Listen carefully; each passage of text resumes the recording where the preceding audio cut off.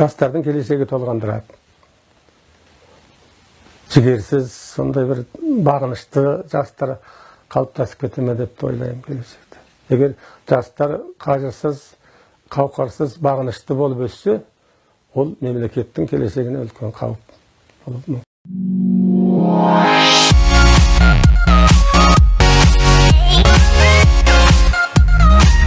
Қазіргі кездегі қазақ жастары енді бұрынғыларға қарағанда өзгеріп кетті. Қандай артықшылықтары бар, кемшіліктері бар деген сияқты? Артықшылықтары алдыға қарай даму үстіндеміз, ал кемшіліктері бұрынғыдай үлкен кісілерді сыйламайды. Қазіргі жастарға қандай баға береді, жалпы қазақ жастарына? Мен дұрыс баға беремін. Дұрыс баға береді. Енді қазіргі жастар современный ғой, енді бізге сол, біз білмейміз ғой енді әр жағын. Баяғы жастар жоқ қой қазір. Современный қыз көңілім толады мен. Өзімде немерем бар, сондай немерелерім.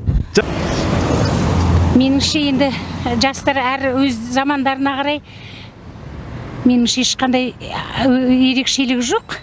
Қандай заман болса, соған қарай жастар солай өмір сүріп жатыр. Мемлекетте тұратын қазақ жастарының енді кемшіліктер емес, басым тұстар көбірек деп айту керек. Кемшіліктер ол кез келген ұлтта да болады, кез келген елде де болады, бірақ дегенмен көпшілік тұрғыдан алып қараған кезде біздің қазіргі жастарымыз ең біріншіден белсенді, алғыр деп айтуға болады.